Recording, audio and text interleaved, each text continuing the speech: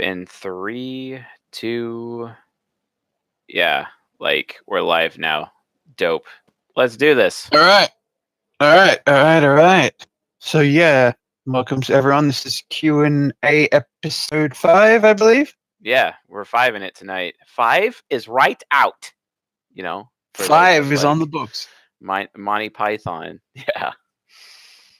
All right. So yeah, this is the 5th Q&A episode. The general format of the show will be we will be answering questions in the Discord questions for CS Joseph channel, and if we get to it, some in the YouTube comments. The general rules for the questions is try and keep it clean, and try and keep it relevant to the topic. If it's a bit of a tangent, still might be worth answering. So don't be afraid to ask some questions which you think go a little bit off topic.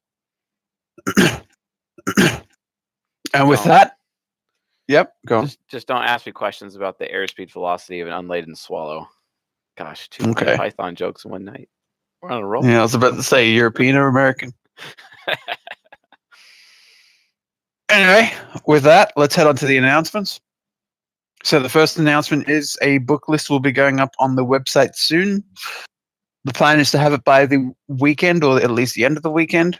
So that will be Chase's book list of his sources, books he recommends reading. You'll be able to see a full list of those on his website. csjoseph.life. Secondly, we will be doing a coaching giveaway in the near future. So to do that, if you want to be able to apply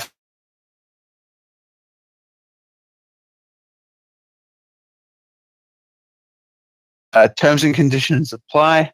And the thing about this coaching session is it's going to be slightly different to all the previous ones in the sense that, we're going to do it Bill O'Reilly style, and we're going to do it live. Yeah. Or at least as a video. Or recorded. Like, it's a live or recorded coaching session. So you're winning a coaching session with me, and just be careful what you say, because we're going to make it available on YouTube for all to see for good times. So we'll kind of have some fun on that one. But yeah, like, I think that'll be fun. So we'll see how that goes. Awesome. You got anything else, Jab? Yep. The third announcement is the new type grid is available on the CSJ website. So you can find a link to that in the CSJ sources on the Discord channel, but I'm pretty sure it's also on the csjoseph.life website. Now, if you look at it, it's far superior to the previous one in that it has concrete, pragmatic, and affiliative for defining the temperaments. Sorry, I'm going off memory, and I am an SI demon, so please correct me if I'm wrong, Chase. No, I think we're good on that one. Yep. Yeah. With that, like I said, questions are coming from the Discord server. If you want to ask a question in advance, maybe if you cannot make the Q&A session, the best place to ask it is in the Discord server, and you can watch the Q&A session at a later date. Maybe you'll be able to even find your question and have that answered, and you don't even need to show up to the live event, although we do encourage it. And now, I think that's everything. And with that, why don't we get this thing on the road, Chase? Yeah, just one more point I want to make. We do answer some of the questions in the YouTube chat as well, so we'll kind of cycle through them here and there. And just if it has a question mark, we'll try to get to those questions as well. But again, remember, most of the questions that we answer are the ones that are provided by the Discord community. So if you want to be able to get that, join the Discord and then put in your questions in the Q&A channel.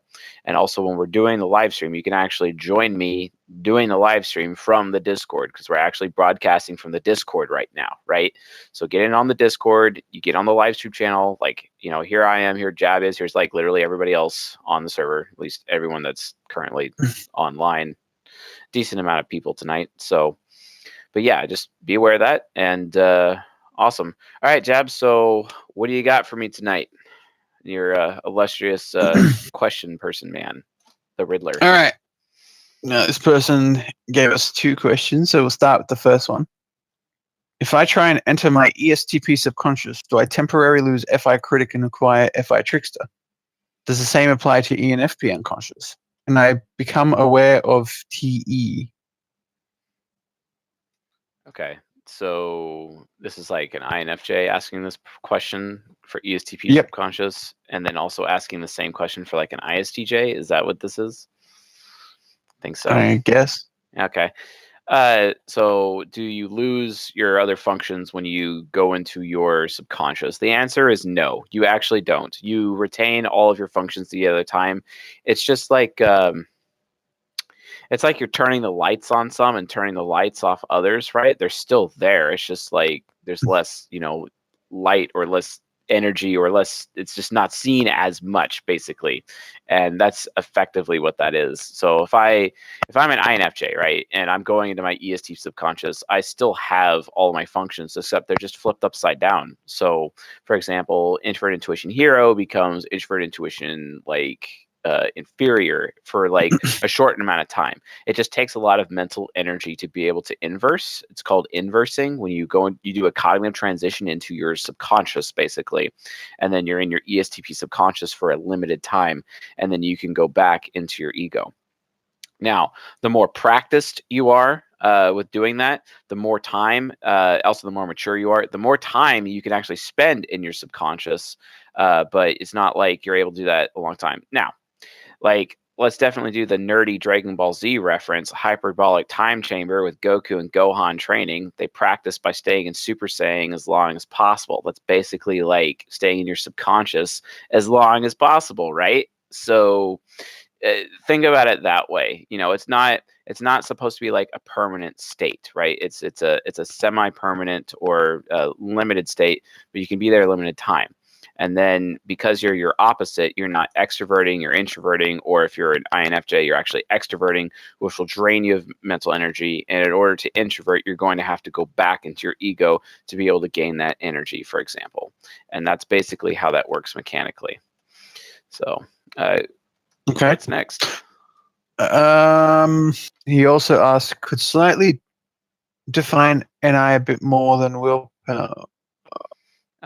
Finding the best path forward for yourself, basically.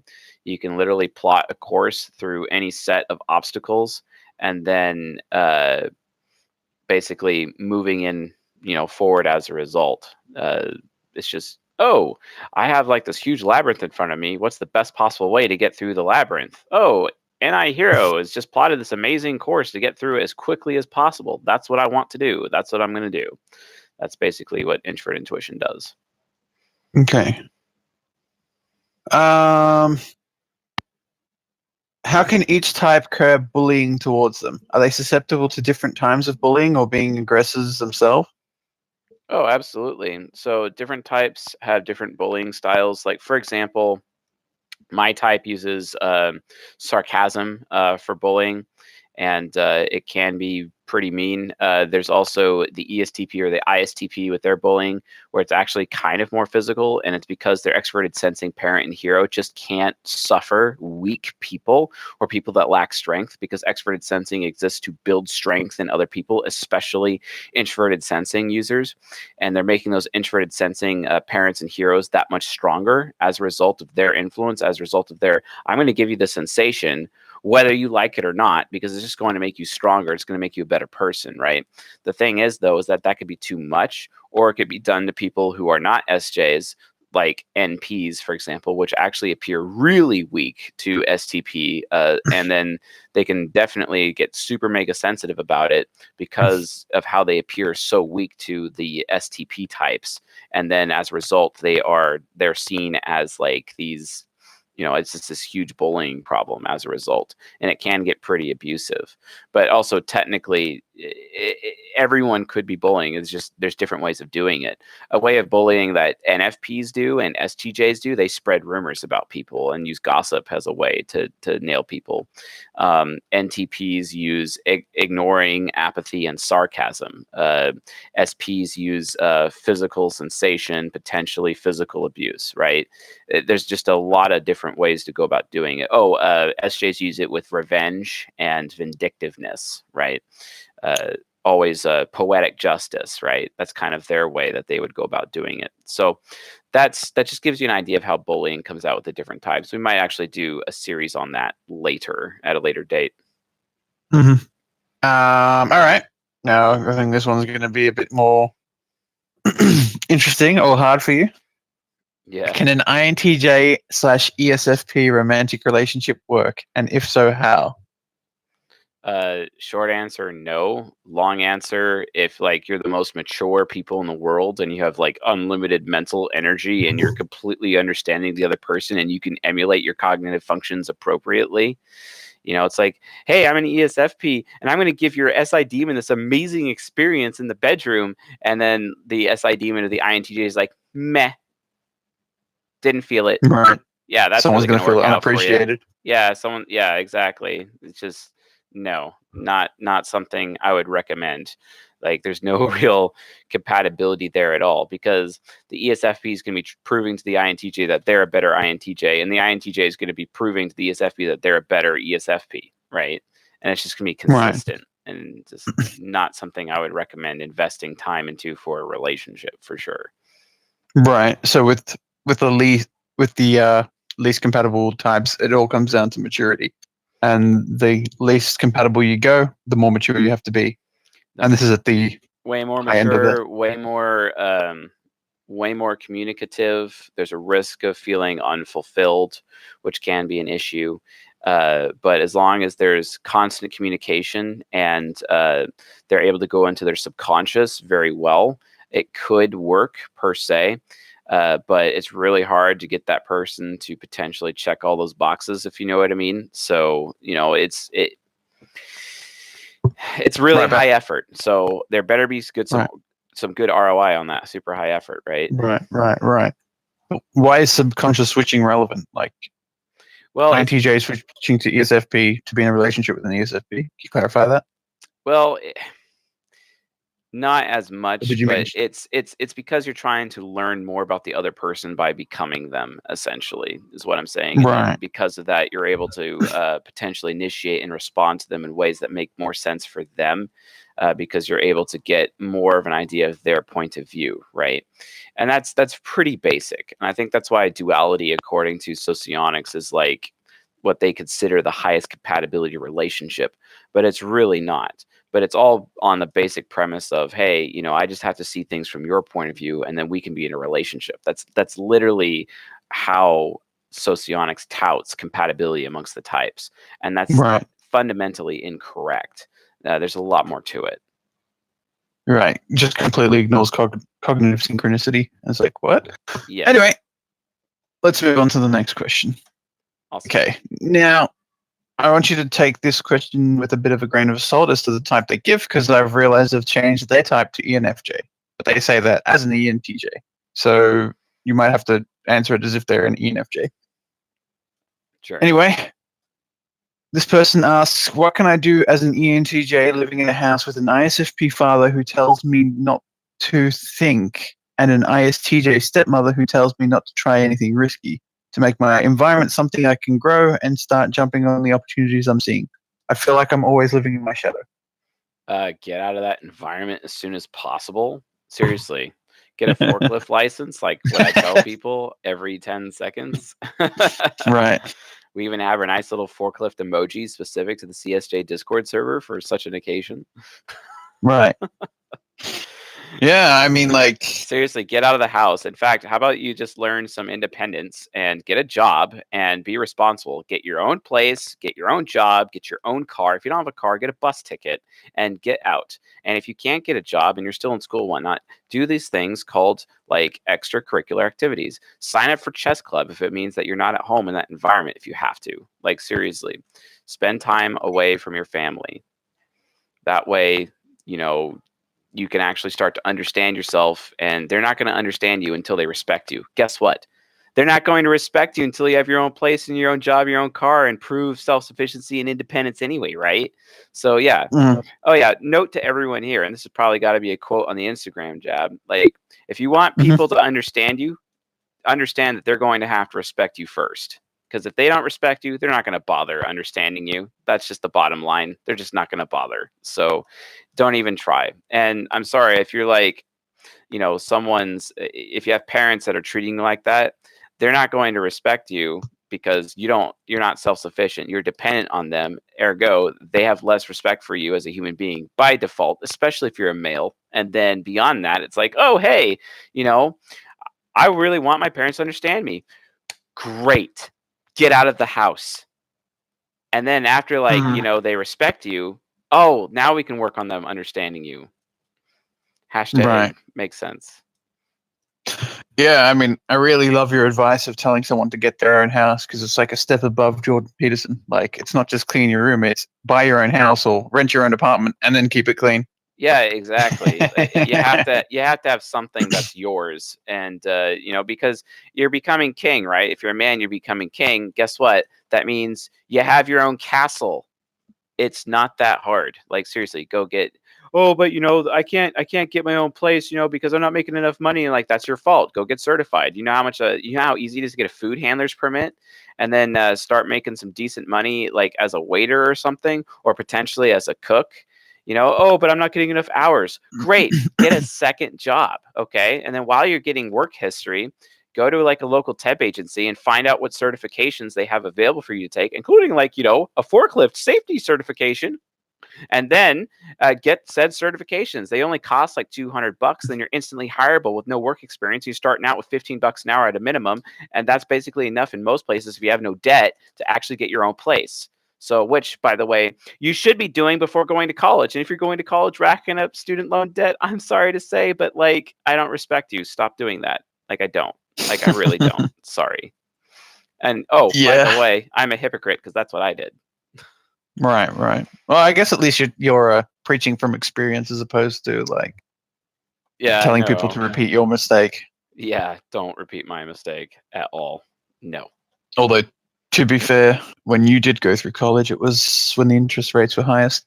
Yeah, but I love my 9.6% interest on my student loans because subprime student loans are okay apparently. But it's bad for houses, but it's good for student loans, guys. Yeah. Right. Even though they cost just as much as each other. I know, right? Right. Anyway, let's move on to the next question. Do you think the reason that people sometimes end up married to their subconscious is because their subconscious is what they want to be? Yes, that is an argument for duality I have seen multiple times. And yes, we have seen that. But that's just, again, that basic, that's living vicariously through other people, which is not a healthy behavior. Like, I don't care. That is not a healthy behavior. So not something I would recommend. Okay. I just got a message saying some of these questions have already been answered. So yeah, just keep skipping through until we find something. All right. I'm just going to skip to this one. In your lecture, What is Temperament? You alluded to the notion of being able to understand how children can develop their cognition. Is there any hint as to how birth order may play a role in the development of cognitive functions? I am second born middle child who is NT, whereas my other siblings are NFs. I think I may have answered that the last session, but the answer to that question is yes. Birth order is an aspect of human nurture, and human nurture can affect your quadra, which can affect your ego placement, and then your ego is solidified at the beginning or middle of adolescence, basically. And then once your ego is selected, that's your ego for like the rest of your life. There is some things that can move it in and out, nurture-based, and birth order does definitely have a lot to do with it. So does the types of your parents, the types of your brothers and sisters, etc., because it causes your mind to adjust itself through the quadra and go from there. And that's why you have some families where, you feel like an alien And then as a result of feeling like that, you're kind of like, wow, I'm like really lonely. Like, for example, my family, I'm the only, in my immediate family that I grew up with, I'm the only pragmatic person, right? Everyone else is affiliative. So when I'm Right. doing what works, they're all trying to do the right thing. And then they accuse me of not doing the right thing consistently, which is like really alienating to me, basically. And it's really frustrating. So yes, birth order does matter. Okay. I'm season 16 or 17. You're going to be talking about that? Season 17, actually. We're going to be diving into that Right. in season 17. Got to get past Perfect. 16 first. Right. Okay. Somebody asks, how can you type an entire country? Chase often says in his videos that US is an SJ culture, Australia is an SP culture, Japan is an NJ culture. I want to know what processes. So it's not really necessarily typing a whole nation as much as it is just assigning a general temperament. So the United States of America is a guardian-based society, whereas Australia is an SP artisan-based society. Sweden is an NF idealist-based society. So there's different temperaments that are more favored within each of the political scientific landscapes of each of these nations, and that happens like on any culture or community or tribe, etc., where there's generally like an overarching temperament that is like foreshadowing the entire culture, and most decisions made collectively follows that sort of temperament to a point. This also is exemplified through various generations. If you've read the book known as The Fourth Turning and the four generational archetypes, each of those generational archetypes also actually have some affinity with the actual Jungian temperaments, according to actually Platonic temperaments, because Plato came up with it long before any Jungian analytical psychologist did. So, but yeah, that's how I would answer that question. All right.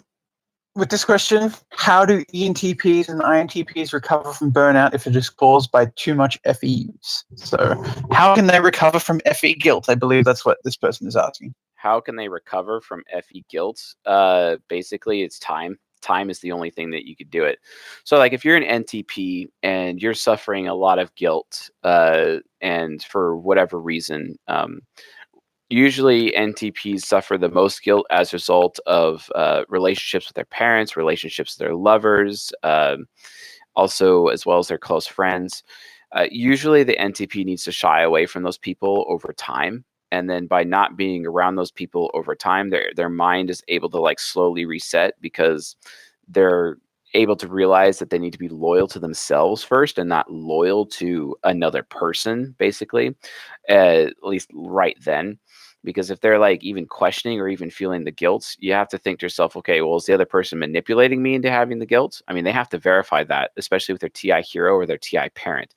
They have to verify the guilt factor, which means they need to spend time away from those people that they're guilty about in order to be able to break away. This is one of the reasons why NTPs, out of all of the types, actually struggle the most when it comes to breakups, because breakups specifically, they have a hard time of letting go because they're just so loyal to that person, so insanely loyal to that person, but they feel so guilty about even desiring to leave because they feel disloyal to that person. So what they end up having to do is that they just need to just get away from that person for a while so they can figure out how to be loyal to themselves again, and then reevaluate whether or not they need to be loyal to that other person. And if not, if the answer is no, then they need to move on, and then they will move on as a result of that, and then they'll be a lot healthier as a result. It's just SI child and SI inferior in combination with FE child or FE inferior. The ESFJ subconscious or the ISFJ subconscious just cannot let go. I mean, think about it. Like even with all of my relationships, every woman that I've ever had a sexual relationship with, every single one of them, I still love them, even though technically, like, at least half of them hate my guts, but that doesn't matter. Like, that imprint is there. And that's why it's really unhealthy for an NTP to rack up as many sexual relationships as they can, like how an STP would, because an NTP can't really can't really cope with it emotionally over time. So it's because they'll never stop loving that person. It doesn't matter. Like if intimacy occurs, the NTP will not ever stop loving that person. Now, that doesn't mean that they have to be in a relationship with that person. That doesn't mean that they're always going to go back to that person. That's not how that works, right? Obviously, they make the choice to like not have an intimate relationship with that person again, but that will never change based on how they feel about that person, because at the end of the day, they will always remember that kind of relationship, and they always will value it, even though they may have been crapped on or disrespected or potentially abused. They still technically love them, but it's more like loving them from a distance. And that's usually why, statistically, when we look at NTP relationships, especially romantic and intimate relationships, they still speak very highly of their past lovers, regardless of their relationship status with those past lovers. So that's basically how that goes. You know what I mean? So yeah, just remember NTPs really struggle in that area, and it could be like very detrimental to them. But they just need time, they just need space, and they need to be left alone to figure it out. Because if they're not left alone to figure it out, then they'll be getting the emotional support from some sources while not able to get the emotional and which will end up allowing them to be enabled and to continue into the poor relationship that they're in, right? That they obviously know in themselves that, yeah, I probably should leave this relationship because this is a very abusive relationship, but I just can't let go. And then they go to their friends for that moral support, right? Because FE child or FE inferior is looking for moral support. Their friends give them that moral support, and then it's actually enabling them to stay in that abusive relationship, and then they never get out. So their friends need to kind of basically door slam the NTP at that point in time so that they can, get their head on straight. It's like when you tell an INFJ, don't talk to me again until you get your shit together. It's the same concept, right? Except from the NTP standpoint. So until the NTP is then, because they're not getting the moral support with their friends, they'll hit rock bottom in their relationship, right? And then after they hit rock bottom, they learn that they need to be loyal to themselves instead of loyal to that other person. And then they're not so guilty anymore. And then they could re-interface with their friends and then actually seek healthy relationships for once. So that's how I would answer that question. All right. The next question comes from somebody who says they're an ESFP, or they're asking if you're an ESFP, but they have their type as an ENFP. So you might have to take their type as a grain of salt when they say this. If you're an ESFP and you've been living in stress throughout your teenage years, you appear to be your shadow as an ISFJ? Yes, you would appear as your shadow, yes. Right. If you develop your SI and NE during this time, is it possible to look like an ENFP so as your SI and NE have developed well before you return to your ESFP mode years later? No, because ENFP has nothing to do with ESFP. They're trying to stick functions that are in the shadow and make them come up into the ego, and that's not how that actually works. So right, it's the ability to bounce between the two. Yeah. All it is, you can't take functions in your shadow and make them appear in your ego. That's not how that works. You can either go into your shadow and use those functions somewhat simultaneously in an integrated manner with your ego, but they're still technically separate beings living inside your soul or your mind. That's basically how that works. The difference is, I mean, you can induce that behavior with drugs or mind altering substances, even caffeine, right? Like, because generally stimulants put you in your subconscious, whereas depressants put you in your unconscious, essentially. Disclaimer: he's not recommending this. No, I am not recommending this. So yeah, definitely not.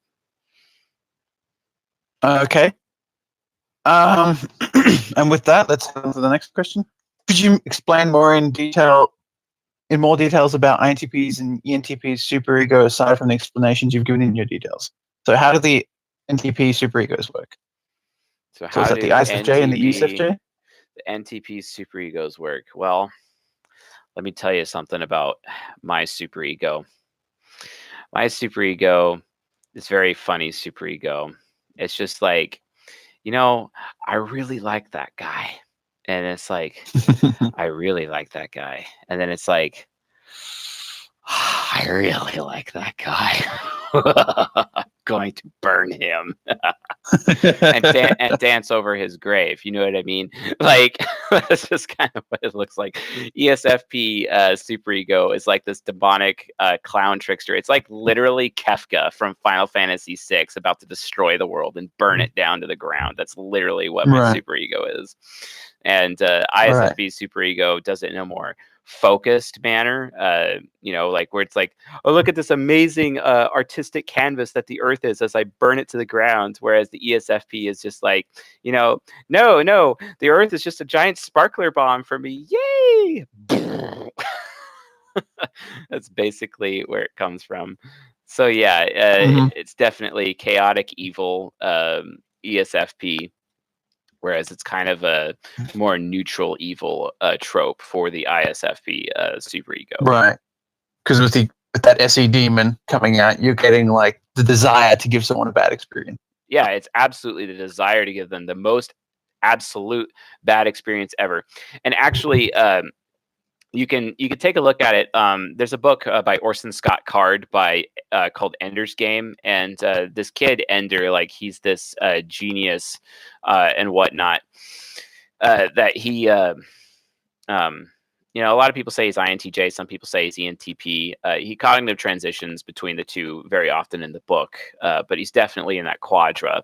And when he fights enemies, it could be fellow kids at school, it could be the games that he plays or whatever, but he absolutely crushes them so that there's absolutely no way possible that they could actually come back and harm him again in the future, right? And that's very ESFP superego, right? Very burn the world down, burn them down, dance over the corpses with absolute joy, because you know that bad thing that was bad to you, for example, doesn't matter if it's bad to someone else, doesn't matter what other people think, it's bad to you. That bad thing to you will never come back, right? So it can take it too far, pretty far, way too far. Okay.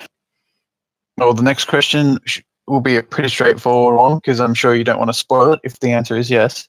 But somebody asks if we can type Bono from the band U2. Oh, yeah.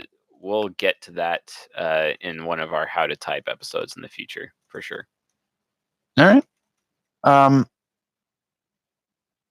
Is it possible to physically access all four parts of my mind through sheer force of will alone? If so, how do I go about achieving that? Ooh. Only after you've gotten over your worry and your insecurity, and after you've developed your subconscious so that you can healthily access your superego, yes. Only after all of that, aka achieving enlightenment. Yeah. Only after that. Right. So the stepping stone to activating the superego is the subconscious, and activating the subconscious in a healthy way. Yeah. Right. And to do that, you need to get over your insecurities because that's where your inferior function is. Yeah. Nice. Are INFPs like children, or are children like INFPs?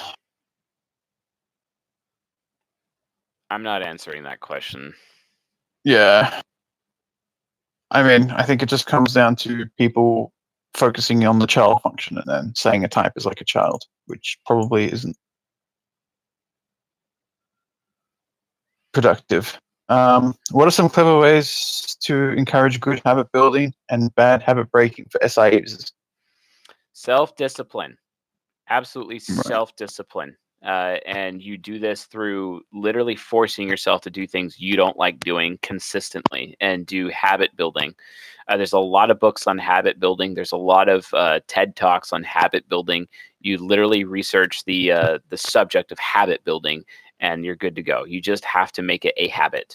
And once it is a habit, you're good to go. Your self-discipline has been programmed, and then you have a habit. If you have some bad habits, you have to use your self-discipline to get out of said bad habits, right? So that's the direction you'd follow. Mm-hmm. Yeah, routine. Next question: is there a credible source material for loops? So I think this person's talking about conflict loops within the cognitive functions. Season 5 on my YouTube channel, Cognitive Synchronicity. Although it doesn't talk about all of the loops, there's other loops too. there's loops, and I mean, it just depends on the context. What is the context this question is being asked? Because there's like source material. So is there a book on this? Is there a good author? Dr. John Beebe like is probably the only good source on it. That's it. Mhm. Outside of that, I wouldn't even bother. All right. How can I and how do you, as an ENTP, actually get things done? Shadow transition. Okay, yeah, you literally shadow transition. You go into your unconscious side of your mind, become your INTJ shadow, and you focus on one thing at a time. Now, let's talk about that. So, let's say as an ENTP, you have a bunch of crap that's just piled up. Like you have a lot of chores to do, you're completely overwhelmed. It could be at work, for example, and you're just like, how the hell am I going to tackle all this? There's just no way. There is no way I'm going to tackle all of it, right? And you know there's no way. So what you have to do is get by yourself. Don't let anyone talk to you or distract you. Remove all distractions. You could even potentially use a mind-altering substance, a depressant of some kind, and just focus. I do not recommend the mind-altering substance, though, because you need to learn how to do it without the substances. And even if you do use the substances, you could get so inebriated that you're actually not productive. You know what I mean? So you got to be really careful. But really, it comes down to you need to get into your shadow. It allows you to focus on one thing at a time and do it. The only other strategy I could suggest is you kind of have a main path forward with your NI nemesis, but your NE hero is going to cause you to branch out in multiple directions as you're slowly moving forward, right? Multiple directions, slowly moving forward. But after you go a different direction, you always come back to the main drag. Always come back, always come back, always come back as you're moving forward, right? And then as a result of doing that, then you'll actually complete more tasks and actually finish some things. Things that I start, I actually keep a mind map of everything that I start ever, so I can always see where I've come from. And then after a while, a lot of my ideas get stale, and I really recognize that was a brilliant idea 2 years ago. Trash. Like it's not relevant anymore, right? Someone already thought of that, or someone else has a product out for that, or whatever, right? It's important to keep track of the things that you have started. And sometimes you can actually take the things that you've started in the past and realize on this where you're at now, you can integrate it in like a tree, basically, like grafting into a tree, basically. So you just always have to go, you have to, as an NTP, you always have to go back home, right? Try to get back home, which is the main path, the main idea, basically. Mm-hmm. All right. So this person is asking, hello, as a TI trickster type, how can I learn to perform TI on my own? Is it possible? No, it's not possible. Nope. Nope. Can't. You cannot. What if they surround themselves by TI users? If they surround themselves with TI users, they can emulate TI a lot easier because they're absorbing the TI of those people. But again, if you're a TE user and you want to be able to use kind of some TI, you're not really going to be able to do it on your own. So what you do is you just read, collect reference points, read. If you are a TE user, you need to be reading at least one book a month, maybe 2 books a month. Oh, but I don't have the patience or the self-discipline. Well, that's probably because you're a bad SI user if you don't have that self-discipline, to be honest, and likely immature. And if you're lacking the discipline, you're not able to do that. If you have like a job, because hopefully you do have a job and you're not like that useless. And if you have a job, maybe you have a commute, and maybe you could be doing audiobooks during your commute. That way you're getting that reading time, that very precious and needed reading time for your TE, so that you can actually rely on all those reference points instead of relying on potential TI users around you, which may not actually be very intelligent because of their lack of life experience and whatnot. You know what I mean? Like that can be a problem, right? So not cool. You know what I mean? Like very not ideal. So right. That could be an issue. Okay. Hey, one second. I want to answer Ethan Davis 9424. Can someone shift into a different side of the mind due to hormone fluctuations during pregnancy? The answer to that question is yes, absolutely. That question is yes, they can. Having been married to a woman who was pregnant twice, yes, she went into her ISFJ shadow all the time, and it was absolutely difficult when she did, because that's like polar opposite to me, and it was as if I was not even human around her. So yeah, that is definitely a thing. So okay. if you don't mind me following up on that. Sure. So what about with birth control pills? Like, don't some birth control pills work by emulating your body into thinking it's pregnant already so that it doesn't try and conceive? Wouldn't that hormone fluctuation cause the shift? So while taking birth control, could you be in a shift?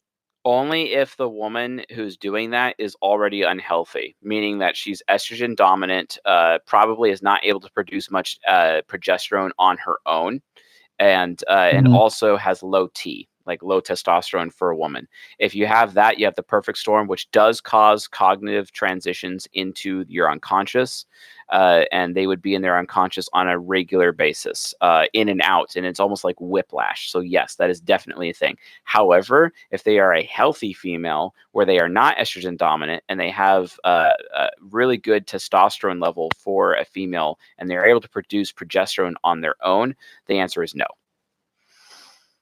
Okay. Okay, let's move forward. Somebody asks, what was the type for Prometheus? I don't even know what Prometheus they're talking about. Probably Prometheus from like lore from the story, Ball. the Greek story or whatever story that's from. Flying too close to the sun. Honestly, I think Prometheus was probably an NTP of some kind, for sure. Right. Definitely an NTP. Yeah, NTPs have this problem where they fly too close to the sun and then they get burned, or they kind of bulldoze through life, or they pressure people in ways that they don't want or they're not comfortable with a little too much. It's one of the reasons why, like, for example, NTPs in the bar situation, I tell NTPs to never, ever, ever initiate, especially if they're men, never, ever initiate with women in the bar, ever. Always let the women come to you as an NTP. Never do it. Otherwise, they're just going to label you as someone who's a creeper. So don't do it. Like, seriously, let the women initiate with you. Don't initiate with them. Now, if you're an NTP woman, that's different. But if you're an NTP man, yeah, don't do that. And we'll watch those NTP men fly too close to the sun. LOL. You know, and yes, I'm guilty of it myself. So yeah, not doing that. All right.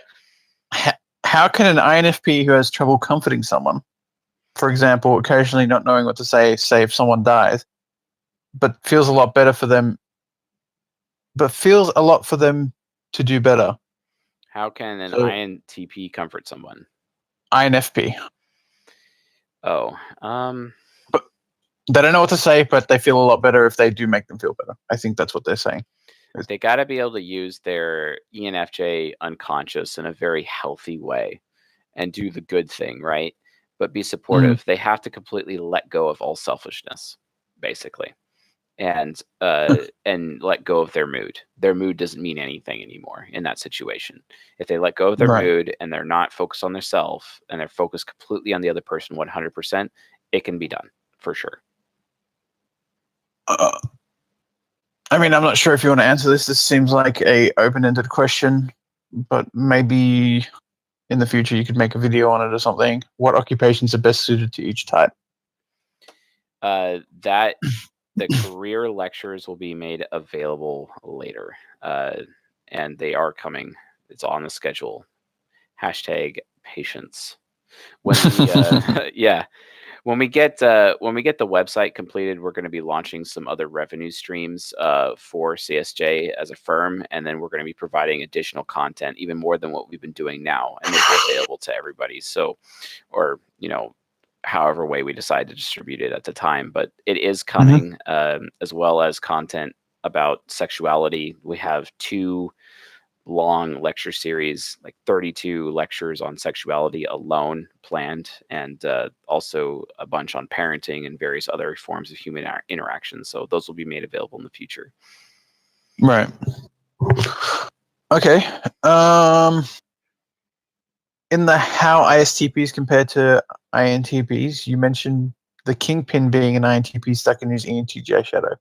Can you elaborate on this? Specifically, what I want to know, if it's more productive to be in the ENTJ shadow than the ESFJ subconscious. ENTJs tend to emphasize self-discipline and ambition more than ESFJs. ENTJs No, they don't. They're all ambition, and have nothing to do with self-discipline. The ESFJ side has everything to do with self-discipline. So no, but yes, the Kingpin in the Daredevil show on Netflix, that portrayal of him is an INTP stuck in ENTJ shadow, going into ISFP demon when he like kills and murders his father with a hammer. Like that's literally what happened, and his father is an ENFP. LOL, So it's just kind of like great, right? That's definitely not something I'd recommend. But yeah, the self-discipline comes from the ESFJ, and that's why if you want to be self-disciplined as an INTP, focus on being supportive. And again, if you want to make yourself an intelligent INTP, a smart and growing in intelligence INTP, you need to focus on helping others, not focus on learning, but focus on helping, because in order to help, you find out that you have to learn in order to help, which will make you stronger with your TI hero. And then basically no one will be able to mentally challenge you ever again if you focus on helping others. Same goes for ISTPs. Okay. All right, let's move forward again. Does being in a nuclear family of majority FP types affect an ISTP's development? Yes, it E.g. does. for having a higher than average FI for an ISTP. No, there is no such thing as a higher average of FI for an ISTP. I think that person's mistyped and not really aware of what they're asking. So no. Okay. Like I can't answer that question properly because it's not asked properly. Okay. Let's move on then. What would an entirely mature ENFJ actualize in your eyes? I've been typed by you, but the ways that TI inferior are extrapolated don't strike with me at all. I don't think I have a right to anything, especially in relationships. What causes this? A right to anything? I wouldn't imagine that an ENFJ would have a right to anything. It's all about what they earn, right? So what have they earned? That's my question. What would be an actualized ENFJ man?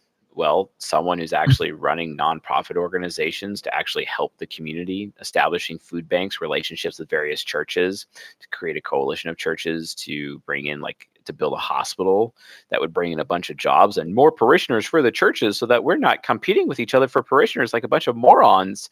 Yay! Yay! Burn down that church. Like, come on, guys. Wow. No, seriously, like if you're in a church, or if you're church leadership and you're watching this right now, like seriously, wake up. You guys are really stressing me out right now. Like competing with other churches for parishioners, that's so dumb. How about you create a coalition of those churches regardless of their belief system and actually focus on the community for once, instead of oh yeah, 9% of all the money that ever goes into a church statistically in the United States of America only makes it back to the community. Yay! When you expect your parishioners to provide 10% to you. Are you kidding me? How about you actually create a united coalition of churches and focus on community development, which guess what, will attract more people to your community and fill your churches. Wow. Hashtag not complicated, guys. But instead, you'll have to be competing with each other, and then you get all super judgmental, and then you're before long the entire community is Bible thumping everyone and alienating everybody, and no one wants to even be in there. So I wonder how that works. Stop doing that, please. Right. Wake up. Triggered. Yeah, so triggered. All right. Well, let's pull you back to your ego. And with this next question, this person asks, let's assume that a female INTJ, age 16, I don't know why that's relevant yet, but chooses a path in life despite not being certain that is what she wants to do. This decision then backfires and leads to a 2-year depression, still trying to pull through anyway, before finally giving in and dropping out. Would this lead to her being scared of ever wanting to do something again? Could this lead to her neglecting NI and rely on TE for majority of the stuff? This is so complicated. Can you paste that to me real quick so I can actually read that? Okay. All right. So let's assume that a female INTJ, age 16, chooses path in life despite not being certain what it is that she wants to do. Decision backfires, leads to a 2-year depression for finally giving and dropping out. This lead being or wanting to do something again? No, because they're an INTJ. This leads to her neglecting her Aunt and I? No, because she's an INTJ. And rely only on TE? No, she's an INTJ for the majority of the stuffs. No. Also, if this was the case, how would one try to fix her? Okay, leave her alone. Let her do whatever she wants. Give her all the freedom of the world. But if she is depending on that and being like completely unmotivated, chances are she's actually an ISTJ, right? And it's like, well, I tried this thing and it failed and blew up in my face. Why am I going to want to do that? Why am I going to want to have that experience again, right? So the INTJ is not going to have that problem. The ISTJ would have that problem. They'd probably get stuck. They get stuck in their comfort zone and they don't actually believe. They don't actually have faith, because that's the difference between an INTJ and an ISTJ. The INTJ knows what they want, and they're going to use that willpower to get what they want. And then one day they're always going to get through, regardless of the influence of other people in their life. They will make it through. The ISTJ, however, they have to have faith in something in order to move forward. And it sounds like this question is actually more relating to an ISTJ, which they need to have faith. So what you do to motivate them is you build up faith and you give them options and say, hey, you should do this. You should put your faith in this because this actually works. Here's proof of it. Here's reference points. Here's statistics. Here's data where I could show you that this path is why you should do this. Because I want to tell you that you need to do this because I have XYZ proof that tells you why you should. And then after that, they're obligated to do it. And then they actually do it. And then they're actually successful. And they finally have that little bit of success in their long-term memory. Oh, I remember success now. And then they could build upon it. And it becomes this Fibonacci pattern of building. And the ISTJ becomes more successful. Mm-hmm. Yeah, I mean, that sounds like it covers it to me. All right. This person asks, why isn't the Mrs. function optimistic when it's a worry function? Why is it? Okay, so again, it is an optimistic function, but you have to understand that the unconscious side of your mind itself is overly pessimistic, right? Whereas the ego is overly optimistic, but there's still some pessimistic functions inside. So it's like you have an optimistic or a pessimistic overtone, right? And, you know, that's where it is. Oh, real quick, Jeb. Hades, son of Cronus, asked, INTJ, how do I find out what my child wants? So your FI child, what does it want? Basically, anything that makes it feel good, anything that you value. So if you, it's all about, you know, gaining status or having other people think highly of you, doing something, performing really well that cause other people, Mr. Hades, son of Cronus, to think highly of you. When they think highly of you, that makes your FI child feel good about yourself. And then as a result of that, you feel like you're doing a good job. This also helps you get rid of your performance anxiety as an INTJ with your SE inferior, right? So just remember how that works in that regard. Focus on performing well, focus on seeking feedback that you need from people. And then with that feedback, you're able to make yourself better. And then because you're more effective and you're performing better, people think highly of you, a lot more highly of you, especially over time. They're more loyal to you. And then that makes your FI child feel good because you're like, great, I feel good about myself because these people think highly of me because of my excellent performance. And I have numbers and statistics and metrics and rubrics that prove to anyone, not just myself, that I'm doing a good job. So that's how I would answer that question. Yeah, that seems pretty good to me. Can ESTPs become excellent financial analysts? ESTPs? No. No. No, actually, anecdotal evidence. We have an ESTP on one of our private Discord servers that we hang out all the time. And the running joke is if he gives financial advice, do the opposite because then you can be successful. We've literally made cryptocurrency investments based on doing the opposite of what he said and then made money. So the answer to that question is no. Oh, wow. All right. Now this question seems like it's a mouthful. Chase has mentioned that a lot of people can be mistyped as ENFP. If I understand this correctly, it's usually ENFP, ENTPs, and ESFPs that are diagnosed as ADHD or ADD, even though they can be misdiagnosed due to NE/SC hero. I've read up on bipolar. I've read that bipolar can be misdiagnosed and said to people they are ADHD. My question is, if you type as an ENFP and you have ADHD since childhood according to a doctor's diagnosis, can it also be possible that you're actually another type of personality with bipolar since childhood, which appears to be an ENFP with ADHD? Okay, so I'm not an expert on ADD or ADHD. However, yes, there is a chance that you could be mistyped. Although I take those diagnoses with a grain of salt, because starter types, specifically ESFPs, ENTPs, and ENFPs, not really ESFJs, but those three types typically do get diagnosed with ADD and ADHD unfairly. So also do some SP types. Specifically ESTPs and ISTPs, they also can be typed that way as well. Right. ISFPs not, for sure. They don't have to deal with that. So it's kind of just those three SP types and those three NP types that can be an issue there. So now what I would recommend is verifying. You verify by asking someone who knows the type grid and getting their assistance, or learning the type grid yourself and then typing yourself accordingly to the type grid and the temperament grid. If you don't know how to get there or how to get one, all you have to do is go to csjoseph.life. It's a website. You put in your email on the front page, and then you're good to go, basically. So Strawberry Lolly asks a question. Hi, INTP here. How can I form meaningful friendships when I don't have natural connection rapport with most people? Excellent question, and I'll answer you. So it all comes down to helping others. But you have to do it in a special way. There's an actual process you follow.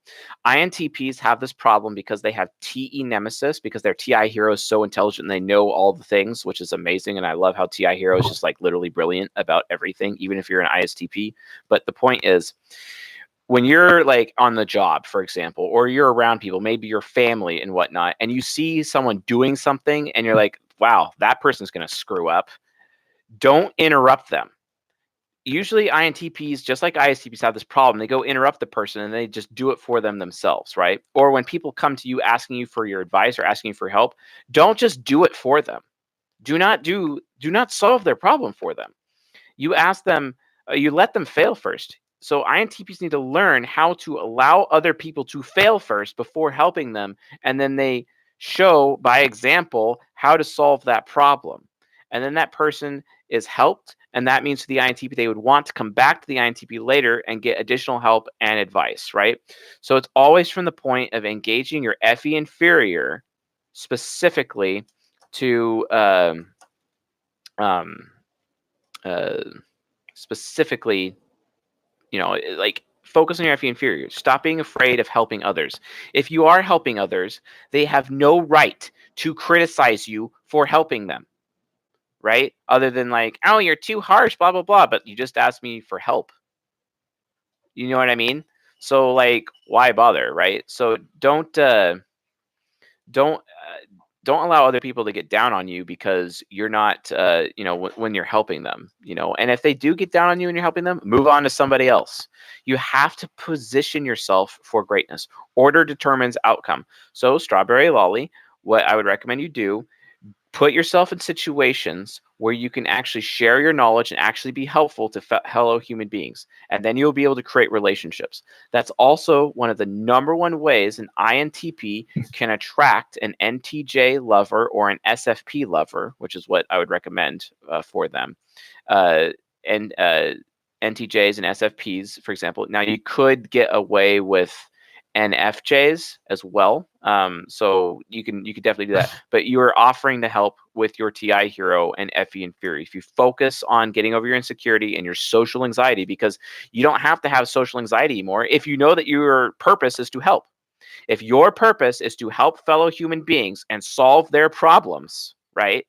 That means you don't have to be afraid anymore, because if anyone gets on you for helping, then that means they're douchebags and should be thrown in the dumpster, and you should have nothing to do with those people anyway. And they're being disrespectful. You're trying to help them. They have no right to do that to you. So throw them in the dumpster and you can move on and it's good to go and you're fine. But like, just basically, understand, like, you can't do that. It's important to make sure that, you offer the help. Now, one thing though, when it comes to INTPs, like, and ISTPs do this too, when people are screwing up, sometimes you might not have all the information, and because you don't have all the information, you're at risk of potentially jumping to conclusions about another person not actually knowing what they're doing when they actually do. So make sure you use your TI hero to actually verify first that they definitely do not know what they're doing. And you do this by going up to them and asking them a question. Hey, you ask them a question, and then how that person answers that question, you are able to verify with your TI hero, okay, yeah, that person definitely does not know what they're doing right now. And then you can kind of slowly insert yourself, but you still have to respect that other human being, right? But again, if you are focused on helping them, they can't get mad at you. So that's how I would answer that question. If you don't mind, I feel like I could chime in on that also. Go for it. With respect to what you were saying, can you clarify the fine line between what you said and a covert contract? So covert contract, that is when you offer to help somebody, but you expect something in return without actually telling them that you expect something in return, which can cause an issue, right? So be aware of that risk. That can definitely be a problem. So ESFJ heroes or ESFJ egos and ESFJ subconscious, they can definitely work over those covert contracts if you're not careful. And INTPs specifically have covert contracts. Now, one of the ways that INTPs, when they have to, like, when they're helping someone, they actually sometimes do have to state directly with their TI hero, yeah, like, I'm not expecting anything in return about this. You know what I mean? Like, expecting recognition, right? They can, but that's the thing. Some people, some types are kind of insecure about that, and they'll actually kind of jump to the conclusion that the INTP is actually trying to get something out of them. Because if that type has actually observed the INTP using a covert contract with someone else, they're by default not going to allow the INTP to actually help them because they're afraid of getting manipulated. And the INTP with SE Trickster is completely unaware of that. Completely unaware, right? So that could be an issue. I think, does that answer your question, Jeb?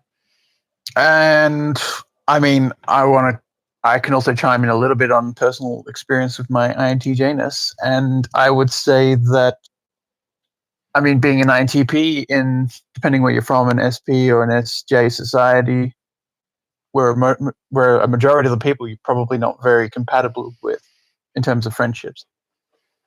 The best place would be finding hobbies or locations where more compatible types are.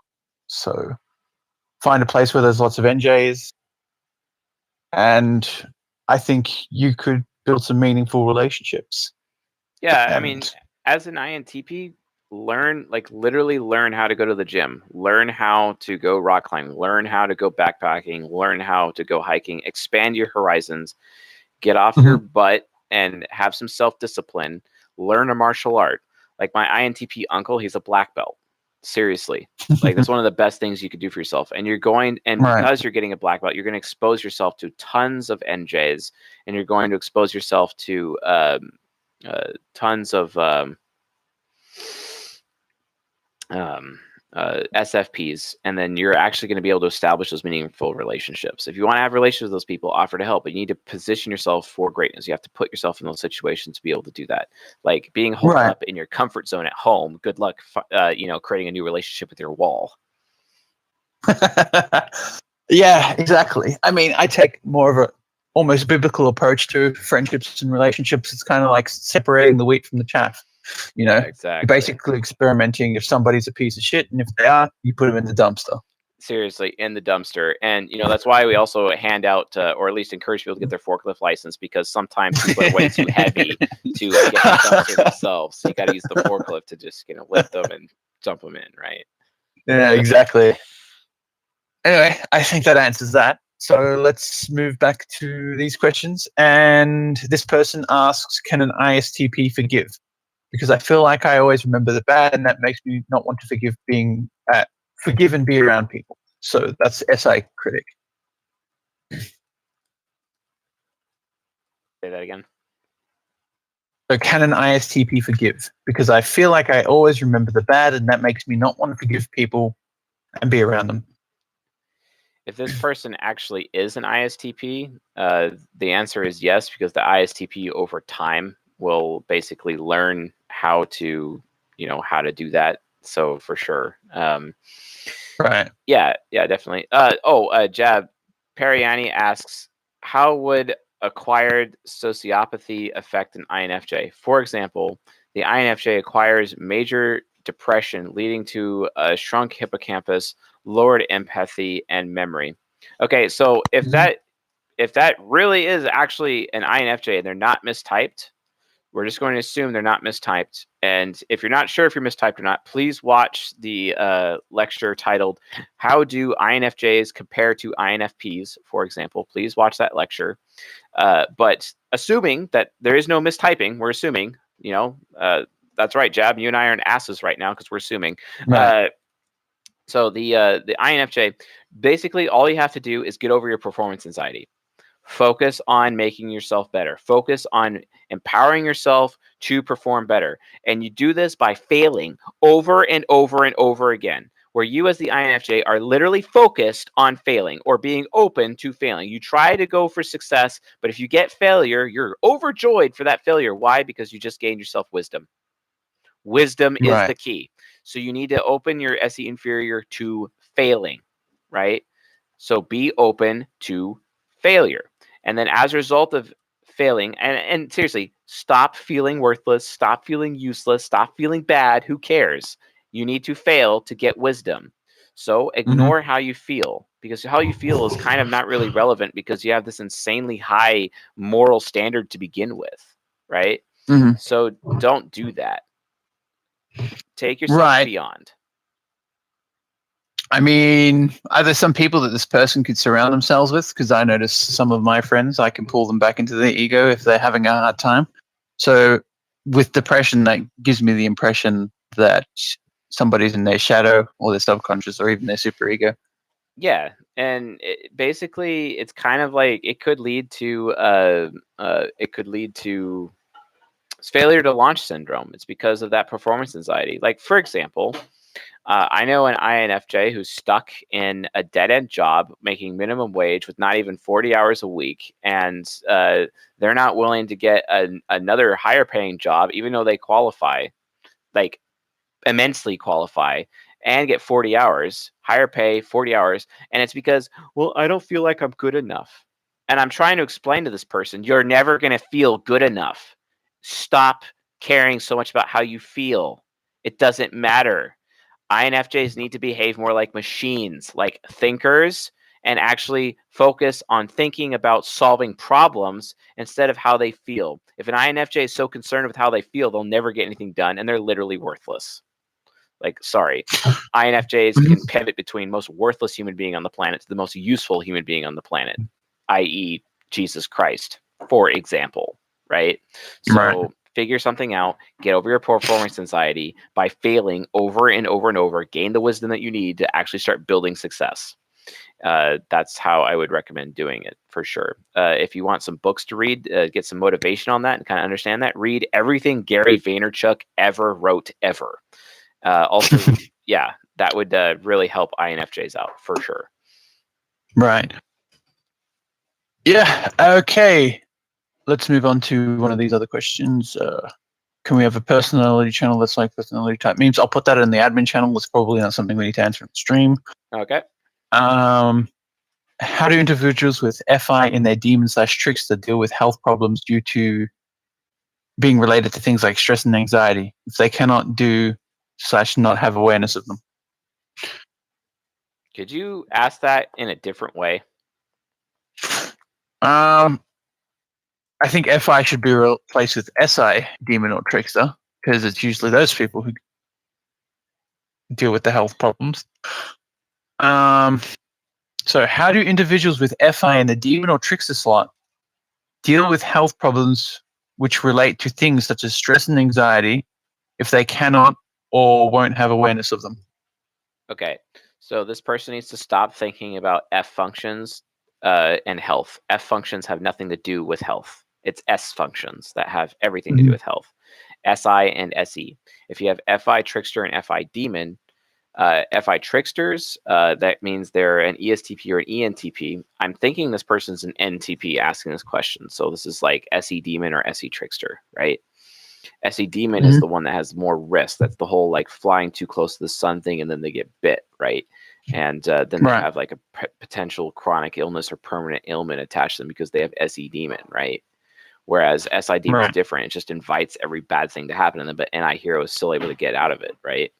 Is where it's backwards. So basically, the only thing that you could do to figure that out is if you have SI demon, you need to focus on increasing your performance to reduce risks of having problems. If you are SE demon, you need to increase your self-discipline. Focus on increasing your self-discipline so that you're no longer putting yourself at undue risk. And that's how I would answer that question. Okay. All right. Now this is going to be a bit of a spicy one. Do you attribute the extremely disproportionate number of NTs, in particular INTJ and INTP, in the server to the nature of your content, mistyping, or some other factor? I'd say all of the above, but I'd say that no other source on depth psychology on the internet actually understands NTPs at all, and I'm like the only one that does, and because of that, they like to be around me, and that's why they're on the server. That's how I would state that for sure. Right. So, Jab, I got a question from Hunter. How does someone who can't understand their feelings deal with health problems associated with stress and anxiety? So I think that goes back to the last question. Like, I think he's rewording it for us. What a cool guy. Rewording. Okay. It's a decent question. Okay, Hunter. How does someone who can't understand their feelings deal with the health problems associated with stress and anxiety? Well, if we really have to talk about feelings and health, here he goes. Here's a good way of putting it. I'm not in the mood to change. I'm not in the mood to go in the doctor today. I'm not in the mood to take my medicine. Like, that's like, I'm so beyond that right now. I really just do not want, I mean, think about it. Like some elderly woman, for example, or an elderly man is just like, I don't want to go to the doctor today, but you have to, you're going to die. I don't want to, I'm not in the mood. Like, that's basically, how that would manifest.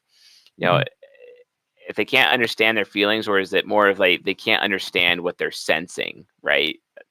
Is that really how this question goes? I think it really comes down to decision making. What does the person value? I mean, does their values disagree with going to doctors and seeking help? That's another way of putting at it when it comes to feelings, right? So again, when we're asking that question, like, what are we talking about? You know what I mean? So that's kind of where it comes down. And we got another question, Jab. Prem Shanker. That's it. How do I, as an ENTP, deal with the desire of lust? How do I control it and not think about it so I can be productive? That is a great question. Yes. I love this question. Okay. The answer to this question is you have to get your SI inferior under control. It is absolutely all about self-discipline. For example, in my life as an ENTP, I have a rule. Let's be honest, I love sexting. I love it. I absolutely love sexting. I love sending lewd photos to like my lover for some reason on my phone. It's one of my favorite things to do. But the thing is that if I am not in a relationship with somebody, I cannot really allow those photos to come to me per se at all. The reason why is because it just absolutely engulfs my SI inferior.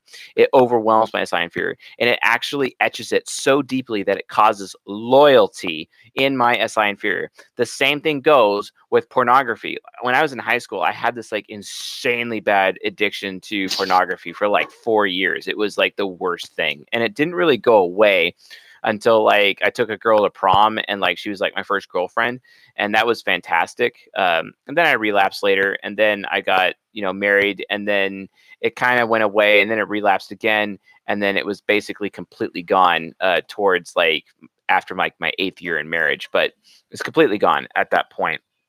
But the point is that introverted sensing, when it is so easily etched, and loyalty is so easily created in introverted sensing inferior, basically, as an ENTP, that it has a very hard time letting go of any form of sexual addiction, right? So this is why I do not allow women to send me naked photos of themselves if I'm not in a relationship with them, because I do not want to see my self-discipline waning, and then as a result it builds loyalty towards those people that I don't even have relationships with.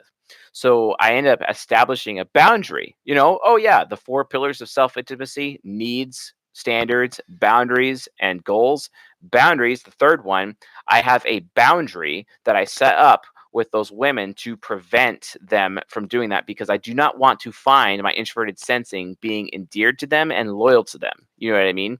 So and I have to do this with self-discipline, right? And it's gotten to the point where actually some of the women in this very audience have sent me those photos, and I insta block them, because it's like, wow, way to disrespect my boundary. Like, and I didn't have a chance to even tell them that boundary, because they never even asked. Get out of my life. I will not have anything to do with you. Right? So that's literally how you control it. If you have lust, you have to develop self-discipline. You have to develop the habit, right? And that's literally what it comes down to. Another way to do that, to help you develop the habit, is you focus on doing things that are actually productive, and instead, because it's like, hey, I will have like unlimited, like it'll get to the point, like, because for some reason a lot of the man children in the world believe that, oh yeah, pussy is the most valuable resource on the planet, but to like an actual man, like, pussy grows on trees. Think about it. So if you're focused on developing your manhood and doing the 4 pillars of self-intimacy, you need to watch season 6 playlist on my YouTube channel. They need to watch season 4, and they need to watch season 13 in that order. They're playlists on my YouTube channel. Develop your manhood, and then women will be coming to you en masse as an ENTP after you've developed your manhood, and you'll like never be lonely again, and that'll like never be a problem for you again. Again, the answer to your question is develop self-discipline, develop your introverted sensing, protect your introverted sensing, put up boundaries, and have personal standards that do not allow people to endear you, to them through like lewd photos or lewd behaviors or whatever, lust and whatnot. The same thing also applies to pornography, because of the same thing, because you will find your introverted sensing is literally a slave to pornography, for example. Do not let that happen. So that's how I would answer that question. Not sure if another one popped up though. Jab, did you see it? Max Sargent just said earned it, and sent $5. So thank you, I guess. Fair enough. Thanks, Max Sargent. What do you got next for me, Jab? All right. So is there a case in which FI demon can be a good thing to have? I've seen plenty of examples where it's used as a defense mechanism or a way to demonstrate that an INTP is emotionally underdeveloped or unstable, but not many positive ones. Every demon function has a purpose. Every demon function is important. Every demon function could actually be a good thing, because remember, the positive, healthy way to use your demon function is specifically to reset your life. It's basically you activate your superego. It's using the powers of like the inner demon, basically through your 8th function. It's also known as the parasite. It's the powers of the parasite. It is extremely powerful, but for a short amount of time, and it causes vast devastation. You use it basically to reset your life if your life is coming crashing down upon you, and your ego and your subconscious and your unconscious can't solve the problem, and you cannot rely on any other human being in your life to help solve those problems. So you have no choice but to go to your superego, use its power temporarily to reset your life, burn everything to the ground, and rise like a phoenix, because new life, after everything is burned to ash, starts to grow as a result of the ash. And that's how to properly use your superego. And it is the same thing with FI Demon. If you're an INTP or you're an ISTP, it applies in the same manner. All right, let's move on then. My INFP mother wanted to know what you mean by an INFP's judge. She says she does analyze. Is your use of judge synonymous with analyze, or did you mean something else? No, they're literally making moral judgments about your character. They are judging your character behind the scenes, secretively in their mind, and they're like, Nemesis. they're literally thinking less of you, and you have no idea, or they're thinking highly of you, and they have no idea. It could be definitely a problem or a potentially good thing, maybe, for those of you that can read their face or read them that well. Okay, like NFJs, but that's again assuming that she actually is an INFP and not mistyped. So right. So what would that would be the FE nemesis, right? Worrying that other people aren't good enough. Yeah, worrying that other people are not meeting their super high moral standard that they have for themselves. Yes. Okay. This next question: do you think an ESTJ ENTJ relationship would work? If yeah, how could it function best? What would clash and what wouldn't? ESTJ ENTJ relationship, would it work? Yeah. Again, this comes down to maturity. Yeah, it could potentially work, but they would have a clash of values, and one person would have to let go of their values for the sake of the other person, essentially. Not what I would recommend. I'd ask them to verify with the type grid what their types are first, just in case they're like not assuming incorrectly what those types are before they potentially end their relationship. But but other than that, like, definitely not a relationship I'd recommend. There's not even really good sexual compatibility in there, and there's absolutely no, decision making, shoulder to shoulder compatibility whatsoever in that. Like at best, it's probably like a friends with benefits relationship, to be honest, and that's probably what that relationship was built upon in the beginning. All right. Now, you've kind of answered this before, but it's kind of worded differently. So basically just call back to your previous answer. Someone's asking, is there any advice for an INFP to use TI more efficiently and effectively? What about interacting with a TI-heavy professional environment? I mean, we've kind of already answered this, but if you want to give like a 2-second answer. Ask it one more time. Any advice for an INFP to use TI more effectively and efficiently? Oh, what about interacting in a TI-heavy environment? If you're interacting in a TI-heavy environment, just focus on emulation. No, do the good thing. If you're in a TI-heavy environment, do the good thing. Make sure you're reading as much as you can, but seriously focus on doing the good thing. Yes, thank you, Hunter. We see you with your amazing crab avatar. Someone needs to make me a forklift avatar. Just saying. Anyway, that's how I'd answer that question. But yeah, if you're listening, go back. We answered a very similar question previously. He basically said just read a bunch of books and et cetera, et cetera. Yeah. Some others might have expressed or experienced it. I can't remember now. How come the more I learn about typing, the more I get confused about typing others, including definitions of my own type? Could this be because of TI Trickster? It could be, yes, that it could be because of TI Trickster. It's really hard for TE Child to actually learn this material, because I'm kind of like one of the few people that have put it all together, because I've researched so much about it, and I've taken all the parts that actually do fit together in this big puzzle piece.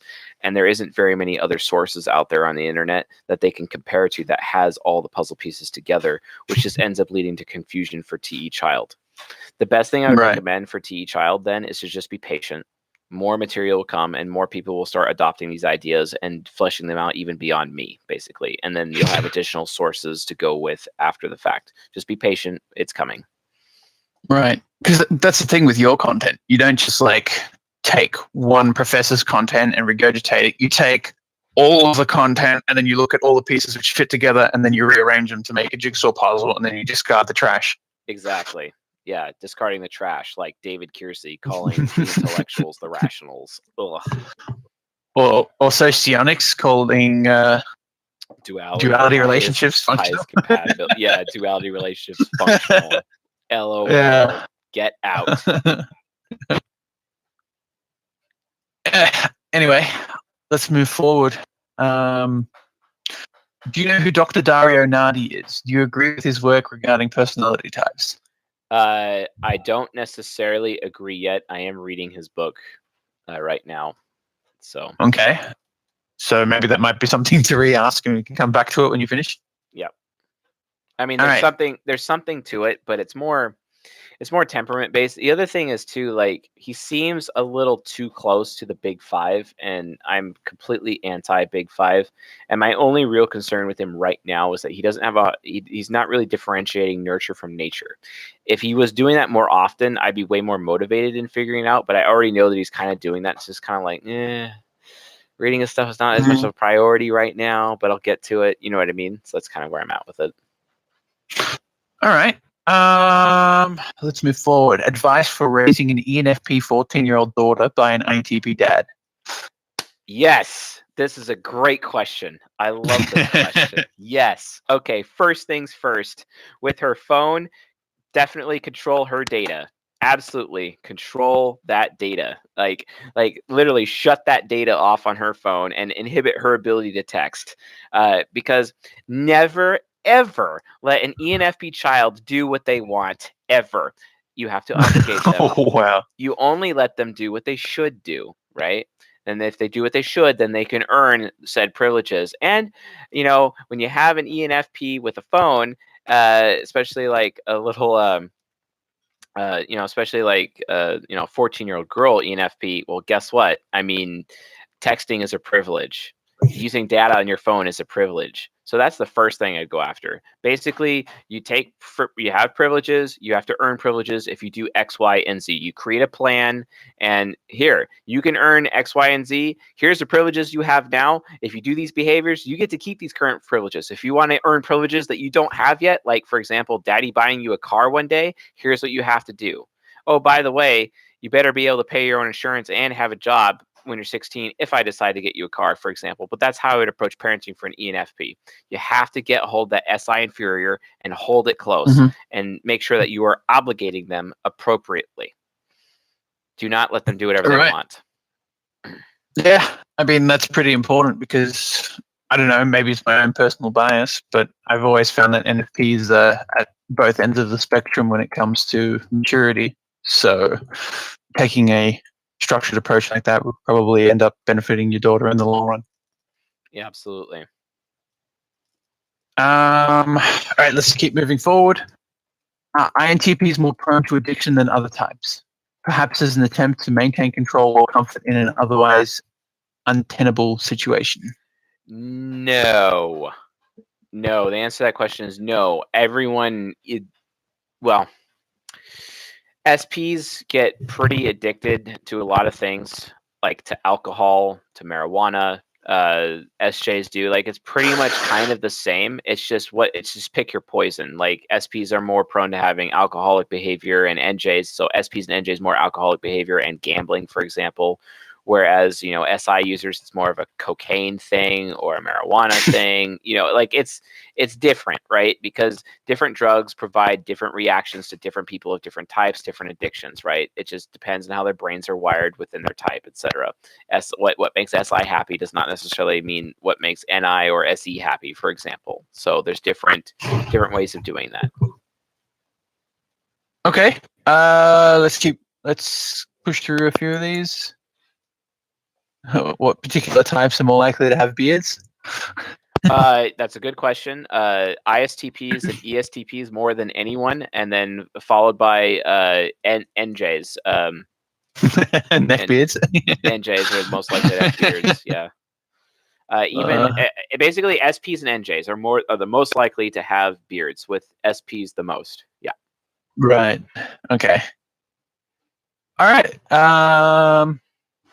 Could a romantic relationship between an INTP female and an ENFJ male work? What would be the negative and positives of this relationship? What types again? INTP female and ENFJ male. INTP female and ENFJ male. Yes, that could absolutely work for sure. Right. Yeah, that relationship absolutely could work.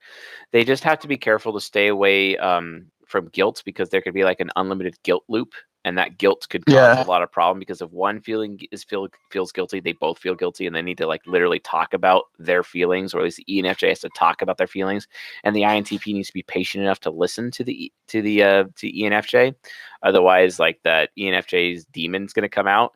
So you got to listen to TI inferior and just literally talk through all of the feelings, not necessarily solving the problem until after the ENFJs talked about all of those feelings ahead of time, and then they'll actually have results. But otherwise, absolute fantastic relationship. They're super good in bed together. I highly recommend it. Right. Perhaps also worth mentioning, use that TE critic. Yeah. TE critic for you mean TE nemesis for an INTP? Oh, my bad. Sorry. Yeah. TE Yeah. nemesis. Yeah, use the TE nemesis. You have to really learn how to use your TE nemesis so you can get the ENFJ to talk about their thoughts out loud. You want them to talk their thoughts out loud, because only through talking will they actually receive healing. The INTP can't just flat out solve the problem. They have to Right. actually talk, because even if the problem is solved by the INTP, the ENFJ still feels bad, and the ENFJ has to talk about the thing in order to and get their thoughts out there in order to have healing, and the INTP needs to orchestrate the communication of those thoughts. Yeah. So yeah, the major linchpin for that relationship will be your ability to use your TE nemesis function. Yeah. Just found your channel. Right, someone's asking, why do you think your INTP videos have so many views? Again, because I'm one of the few people on the internet that actually understand NTPs. Most people are confused by them, and the results speak for themselves. Right. How do each type respond to abuse and praise? How does Also each may type- sound stupid, but what is the main deadly sin of each type, and how to grow from it? That's the Virtue and Vice lecture series. Yeah, just watch Virtue and Vice, basically. I think that's season 6. I think that's season 6. Right. How to respond to abuse and praise? That probably will be covered in the social engineering lectures. Like, I'm pretty sure you covered it for ESTJs in your ESTJ lecture. Yeah, it is kind of covered in the social engineering. I am actually going to be doing a series on bullying, because someone from the audience has inspired me to do so. So I'm going to be actually studying or putting together a lecture series specifically on bullying and how that works. Great.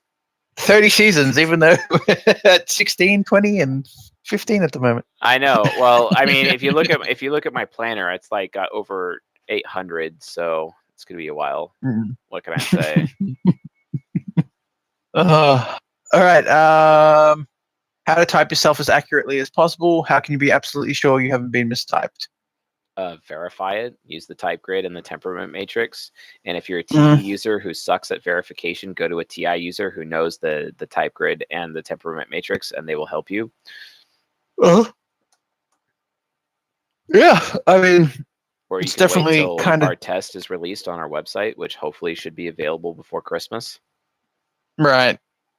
Yeah, I mean, it's definitely difficult to type yourself because you're not going to notice some of those interactions you do. Like, This is why people take if these you ask tests someone, suck at it. yeah, exactly. Also, the MBTI test is just terrible. Like testing S against N and whatnot, it just seems stupid to me. Yeah, But it regardless, is. how can I tell if I'm an INTP or an ENTP? What's the main difference between them in social situations? I got INTP one week and then ENTP the next. Did I not do a lecture on this? I swore I did a lecture on that. How do INTPs compare to ENTPs? I think I did a lecture on that. And if I didn't do a lecture on it, it is on the schedule, but I believe I already did. Okay. All right, we'll skip past that then. I'm sure someone in the chat can correct you if that's the case. You have an answer for how INFJs can improve their memory. Yes, write everything down. Right. So that just becomes using your TE. Or surround yourself with SI users to remember for you. So Hunter's got another question: how to deal with ESTPs when you are an ENFJ at work and would rather just focus on building your repertoire and skills rather than fight some dumbass? Basically, you have to troll them as much as they troll you. Literally, if they're giving you a sensation, you got to fire back with a clever quip or be sarcastic in return or whatever. You kind of have to play their own game. You have to dance with them because ESTPs, it's all about a dance, right? So you just want to dance with them. If you need tips about how that works, do The Way of the Superior Man. Read that by David Data, written by an INFJ. It talks about the masculine and feminine dance. That dance literally is how you have to behave around ESTPs when they're doing that in the workplace. Because if you're not going to dance with them, they're not going to respect you. And if you don't, and if they don't respect you, they're going to continue abusing you. It's that simple. They're literally looking at you and they're being like, "Wow, you're weak," and I'm going to listen to you because you're weak. So until you start showing strength, they're going to continue to do that. All right. What ideal types should an ENTP who is starting a business and is light on credentials but heavy on experience target as a client? What fun activities should I look for? So they're asking about what? They have no. So, what ideal type should an ENTP who is starting a business and is light on credentials but heavy on experience target as a client? So, who's someone that's going to ignore credentials but look at experience for? NJs, basically. Right. NJs care more about results. Yeah, NJs. Results orientated. Yeah. Okay. Okay. Hello, I am an ENFP. I'm 16 years old. There's a girl I know who's been causing me a lot of stress and sadness, and this has been going on for quite a while. She's constantly one-upping me, staring at me as if I'm being mean, even though I'm not trying to be, saying things about me that will obviously start an argument, and generally getting on my case and refusing to just be my friend / get along with me. This has made me very anxious, giving me a lot of self-esteem problems. It's impossible for me to avoid her because we are both involved in the same activity, and I don't think ignoring her would get her to stop. I don't know exactly what type she is, although my best guess is ESFJ based on the type grid. I'm wondering, how can I get this person to stop bullying me in this backhanded way so that I can feel respect? By having more friends than her. I mean, if you are an ENFP, like, you're primed to make as many friends as possible. Yeah, like literally have as many friends as possible and increase your status and become more popular. That's literally what I would say. I would avoid using the standard ENFP tools of spreading rumors about people in order to destroy their reputation so that your reputation remains intact. That's the typical ENFP negative response. Otherwise, success is its own revenge. Just have more friends and be more popular than that other person. Show yourself friendly, and you'll be more successful. Basically, is kind of how I would apply that. So, for sure. Hunter, Okay. Discord link. There's a Discord link. There you go, Hunter. All right. Hi. I'm wondering where the best places to look for an ISTJ man would be. I'm currently on dating apps, but where I am from, they seem mostly like SPC and very few SJ men. Would love to get some advice. Yes. Where do you find ISTJ men? They are your accountants, your doctors, and your lawyers. So go there. You'll find ISTJs. They're also librarians. Go there. You'll find ISTJs. They're all over the place. Those libraries of Alexandria. So you go to just start shopping when it comes tax season. Start shopping for accountants. It's like when in reality you're just trying to find like a good ISTJ man. You know what I mean? And then when you found him, then give him a really good experience he'll never forget, and then you're off to the races. Right. Check for rings first, right? Check for rings. Yeah.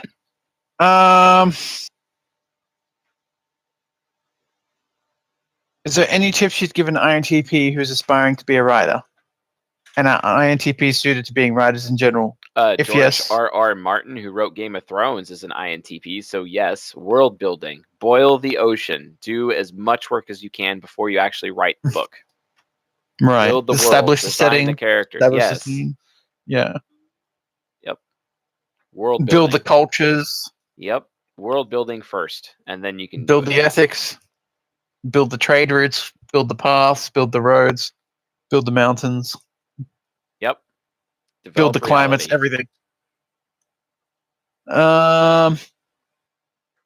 Are all extroverts energized around other people by default, or are there differences between different extroverted types? Yes, there are some differences. All extroverts gain mental energy from being with other people, yes. But some extroverts can be more prone to being like introverted sometimes, like my type, for example. Right. That's the SI inferior. Yeah, SI inferior. If I'm in a social situation, I'm going to be introverted. Why? Because no one's made me comfortable yet.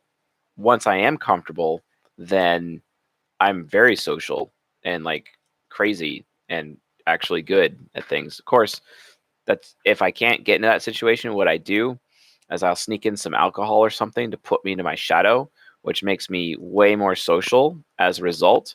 And then I could get through that because I already know ahead of time, like no one's going to like make me feel good.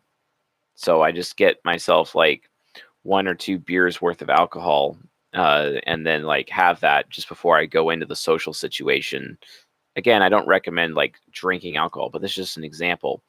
If you're or another way to do it, you stimulate like caffeine. Just have like 2 glasses of coffee before going into the social situation, and you'll be pretty good. So either one would work. So it just depends. Okay. How can one tell if they are entering their shadow/subconscious because of an interaction with another person, i.e., the same type as them? What are the indicators to look for in such a situation? Could you ask that question again? And then we got 2 other questions in the chat to get to. All right. How can one tell if they are entering their shadow/subconscious because of an interaction with another person, i.e., the same type as them? What indicators to look for in such a situation? Okay, can you paste that to me real quick? All right. All right, this guy, a heathen, asked, also explain how Jesus was not a socialist. To which I respond, he had a job. Thank you. Henrik Samuel says, can INFP become good computer programmers? If so, how? They can if they're focusing on the process, the syntax. If they're very syntactical about it, they can become very good computer programmers. Actually, they can become very good architectural designers with AutoCAD. They actually can do that. And I have seen some pretty good architects who are INFPs, and it's because they're following the process, they're following the syntax. They just understand, the rules. It's all very rules focused, and if they focus on learning the rules, they can become good computer programmers. However, they do not really have a handle on logic, and that can be a problem. But they can usually get through it if they have mastery of the syntax. So that's just kind of how I would recommend going for it. However, most training of computer programming is very focused on logic and not as much on syntax. And because of that, INFPs may not actually be able to get the training that they need to be able to do it properly for computer programming. And Strawberry Lolly with another question. Is YouTube a good hobby outlet for an INTP? Sure, absolutely. The more experience an INTP has, if they're focused on helping others, the more useful that'll be. The only difficulty that an INTP may have is their social anxiety, which would cause them to have difficulty in presentation. So what you do is you find yourself an NJ to do it with you and be a co-host of YouTube, for example. And then through having that co-host, you're actually having that conversation with them and not necessarily with the audience, which allows you to get past the social anxiety provided by FE Inferior and makes you more comfortable on YouTube. And then as a result of being comfortable in that way, you're actually able to produce better results and better quality content. That's what I'd recommend for you, Strawberry Lolly. All right. Do you want to start answering some YouTube questions for now? We're at about an hour and 40 minutes. So I think we do like another, say, 20 minutes or so of YouTube questions and we'll wrap it up there. Sure. Or do you want to just keep going with some Discord? You're the boss. What date are we at right now? with in the Discord? 17th September. The 17th of September. Okay, good. So yeah, we'll interchange real quick. Oh, someone said something. Let's see what they said. So Smooth Move 11. How do fairly healthy and mature INTP and ISFJ couple resolve their deep-rooted differences and work together? They go to the courthouse and they file for divorce. Yeah. No, come on. No, I mean, like, seriously, that is not a no, an NTP with an SFJ. No, that is not a good relationship. I do not recommend that whatsoever. No. Because, Right. like, and I know, Jab, you gave me so much crap about saying this. So I'm going to say it anyway. You know what I'm going to say, don't you? So an INTP and an ISFJ couple, this is how they work in the bedroom. Imagine two homosexual guys, right?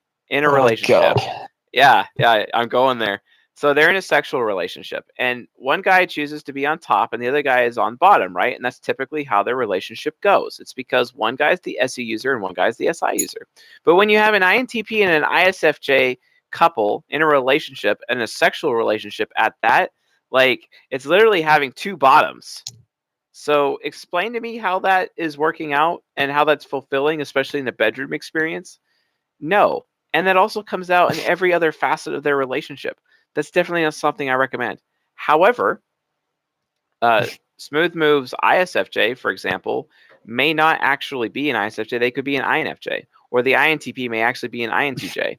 If that is true, then that relationship would be absolutely fantastic and one I would recommend. But if it really is INTP and ISFJ, there's never going to be a resolving of those deep-rooted differences ever, because the way the SI is, it remembers those differences. It's not going to be any good. So I recommend, out of self-respect, moving on as soon as you can to somebody else and get out of your comfort zone and stop harming each other, because none of you will be fulfilled for like the rest of your lives. I do not recommend this relationship. Hard truth from C.S. Joseph himself. Hunter's like, do you think a majority of ENFJs are conservative or liberal? That just really depends on their nurture and where they're from. Right, that's CFE. Yeah. Sucks up the morals of other people. Yeah, like ENFJs from South Africa are very different from ENFJs in like the mountain time zone of the United States of America, let's just say. Like, very different. Right. It's a completely different value system, different country, different overarching temperament for the entire society itself. It just really depends. Okay, so are we going to go to YouTube questions again? Because like I feel like jumping through a few of these. I might just pick them at random because we're definitely not going to be able to go through them all. One of my favorite people in our audience, Raylan herself, has graced us with her presence tonight. And she asks, how do I, ENTJ, get real friends that are also girls? And good evening. So yes, good evening to you, Raylan, and I will answer your question. So the answer to that is basically find so if you do have some girlfriends, like, so I actually had an ENTJ woman ask me this recently, and she asked me, okay, hey, I have this ESFP friend, how would I make that better? And I'm like, okay, pretend you are the canvas upon which she paints. So when you go clothing shopping with this ESFP, let the ESFP pick out your outfits and give you advice on fashion, even though you technically, as an ENTJ, really understand your own look. But just be open to it. Have an open mind to the ESFP. The ESFP will feel great about it and really excited to, like, quote, help you, even though you don't necessarily need her help. But then you're also potentially building your SE child and your fashionable capabilities and learning new skills as a result, so it could be valuable. However, an ENTJ girls you would want to be around, focus on getting NTP girls and take them to the shops and go shopping with them and help them with their dress because they need help. Same thing goes with the SFJs.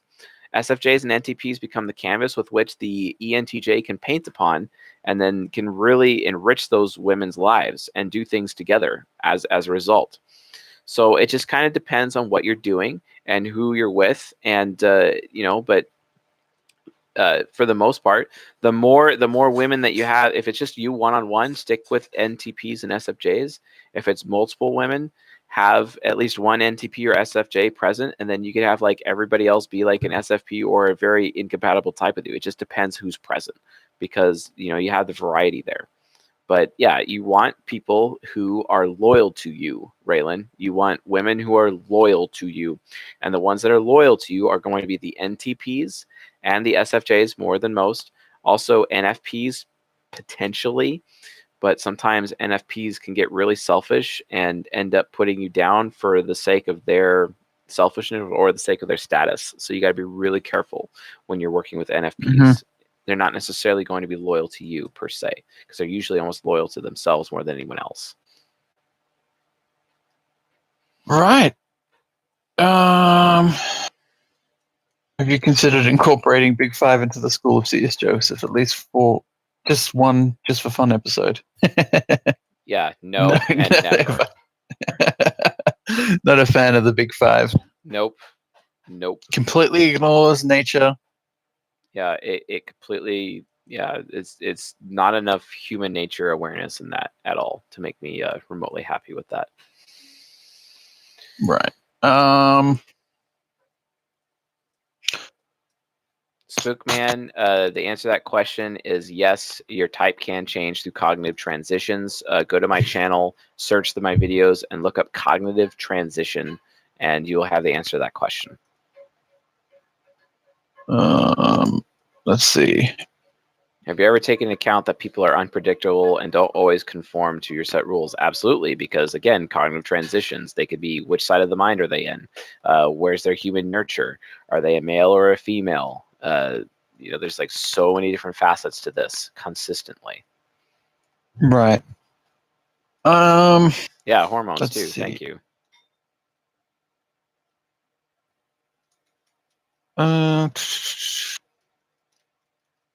No, Hunter. No. Could an INTP and ISTP live with each other? Yes, technically. Do I recommend that? No, not remotely. It's like it would be a constant competition of who has the bigger dick, basically. Who's smarter than the other person. Not something I would recommend. Right. All right. Let's go with this one. How does an ENTP child deal with an ESFJ mother? The child really wants to get along with her mum, but can't help the fact that the mum's presence alone repels the child. What would you recommend the child has to do in order to enhance the relationship into a good and harmonious one? And this is from a female. Go into their INTJ shadow and stay there as long as possible when in the presence of the ESFJ. Otherwise, get out and get away from that person, and wait till they respect you until you're older. No, Come Hunter. on. No, Hunter. No. Yeah, I mean the Big Five is what, the fake news of personality types. Yeah. What are cognitive functions that drive a type to be movement/control? What's in the functions play a role in this as well? Well, sure. Individual functions have their own interaction styles, but when you have combinations or in different orders, the functions actually end up behaving completely different. It's all about combinations. Right. So it comes down to the combinations, and I'm pretty sure. Well, if that's the extent of your answer, you could probably get some more detail in Linda Barron's book. She has a book on the interaction styles. Yeah. Wad Wizard asks, are there any nurture-based systems you think are doing it right? Yes, I do. One of them specifically is King, Warrior, Magician, Lover, which I talked about heavily in season 13. Also, everything in season 6 and everything in season 4. How do you type your children when they seem like every other type at times? Okay, there's a reason why they seem like every other type at times. Is because their ego is not fully formed and their type has not been decided yet. They're going in and out based on their quadra. If there's trauma in their life, they're going in and out of their shadow, their ego, their quadra. So they could potentially be 8 different types throughout their entire childhood, depending on their life, basically. So it's not until they hit adolescence that their ego becomes fully formed, and then that's what their ego is, basically. Right. A matured, famous INTPs often mistyped by people in general. I mean, people on sites like Reddit take the never achieve anything and dumb awkward robots as a typing rule for us, and often ignore the enthusiastic dog-like side of INTPs, or the fact that they can overcome stereotypes and act a little bit more extroverted when engaging other people. I've noticed something similar. Yeah, and that's the extent of the question. Could you summarize that for me? Matured, famous INTPs often mistyped by people in general, and then the other stuff is just hyperbole. Yes, they are often mistyped. I'm going to answer Alexander Cruz, who asked me, what is my day job? I am an engineer for information technology. And in the Bay Area, California, I, as an engineer, assist salespeople in selling our product, because without me, they wouldn't know all of the technical intricacies of the product to actually be able to sell it. So my job is to make them successful by educating people on how the product actually works, and I put it together for them and show it to them, and potentially, introduce them to people that can even help further. That's basically what I do. Okay, we got another question. What are your thoughts on grips and loops? Grips and loops. I am not answering that question. Next. Okay. Do you know anyone better at typing than you at the moment? Yes, I do know one person who is better than me, and that's my mentor. Right. Okay. I am an INTP male in a relationship, living together with an ESFP female. It feels like I have changed and grew a lot since we've been together. My question is, do we turn more into our shadow and subconscious as a result, or just as a result of a long relationship? My first serious long relationship. More My native language. The answer is more in Yep. your subconscious, and that is a great relationship. Definitely one I recommend for INTPs. Yes, very good. Right. Yeah, so each other will transition into subconscious. So INTP will transfer into the ESFJ subconscious, which is highly compatible with the ESFP. And that's where the compatibility in that relationship comes into, or vice versa, the ESFP goes into the INTJ. Yep. So we got a couple minutes, Jab. So maybe one or two more questions. All right. One of the final proofs you talked about being posted on your website, is that talking about the type grid, which is already up now? Yeah. Why are ENTPs considered the most introverted of the extroverts? SI inferior. SI inferior, they're afraid of an experience, and if they're afraid of an experience, they're going to seem more introverted. Yeah, that's correct. As an INTP, how would I know if my inferior function FE is well developed? That's conscious integration.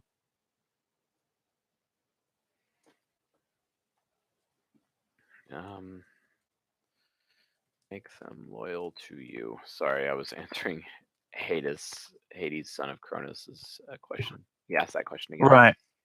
As an INTP, how would I know if my inferior function is well developed? I think that comes down to subconscious integration. How helpful they are, basically. It's literally how helpful are you with actual results of people appreciating what you're doing for them.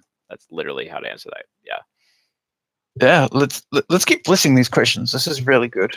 Getting through some questions really quickly. In order to get a better handle of the functions, can you manipulate someone from your Q&A crew by targeting one of their functions through conversation?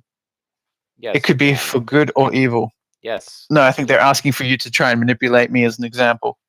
Oh, as an example, maybe. Good luck. That's like, yeah. ENTPs and INTJs don't really do manipulation with each other because they can read each other like a book. So that's why I said good luck. Around what ages do you think we should be taking more into account people going into the other sides of their mind more often? So I think this is saying, what's a good roadmap for when you develop cognitive transitions into your subconscious and shadow, and how good you are at them? Basically, how fearless are you and how not worried are you, basically, as a human being? Have you self-actualized? Okay.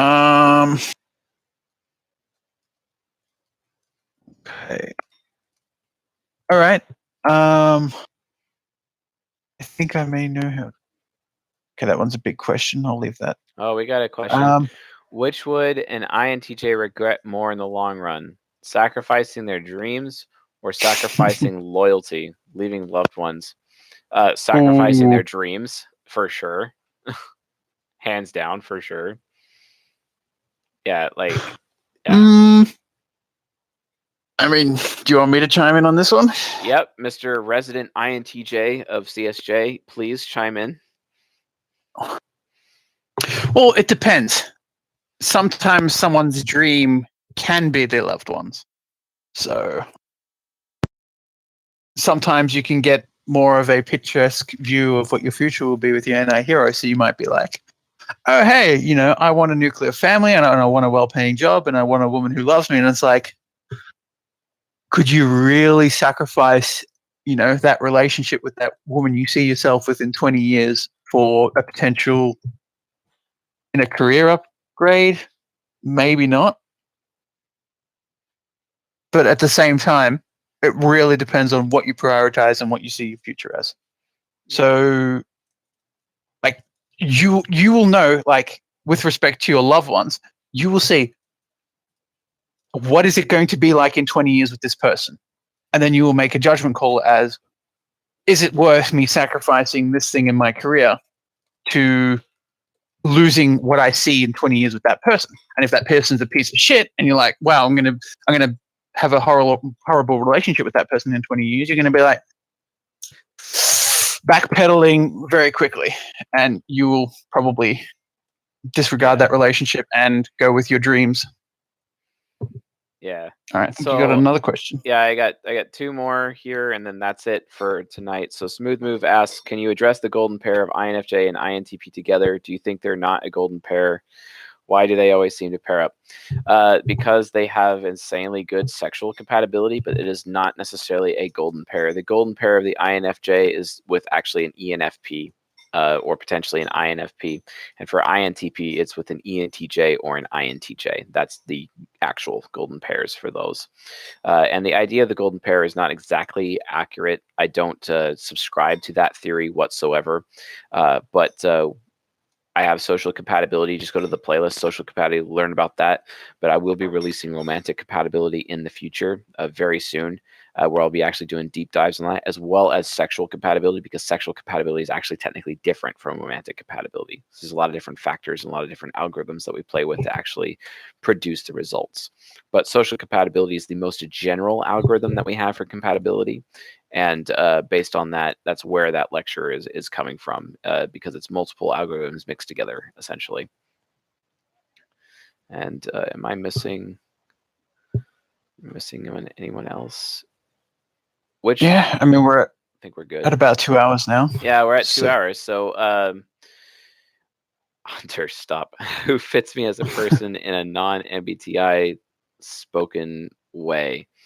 So Hunter, someone who actually is moral, very moral, a good person, someone who's all about giving you all the freedom in the world and doing whatever you want, someone that would like allow you to do things to them in the bedroom in whichever way you completely desired, and they would constantly come to you for advice and ask you what you think on a regular basis. That's who fits you as a person in a non-MBTI spoken way.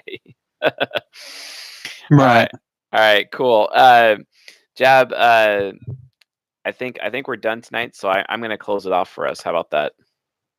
Yeah, sounds good. Closing notes. Thank you all for coming. Don't forget to remember, like we said at the start of the video, don't forget the type grid. The new type grid's on Chase's website. You can get that there. Book list is coming soon. Don't forget to join the Discord. Yeah.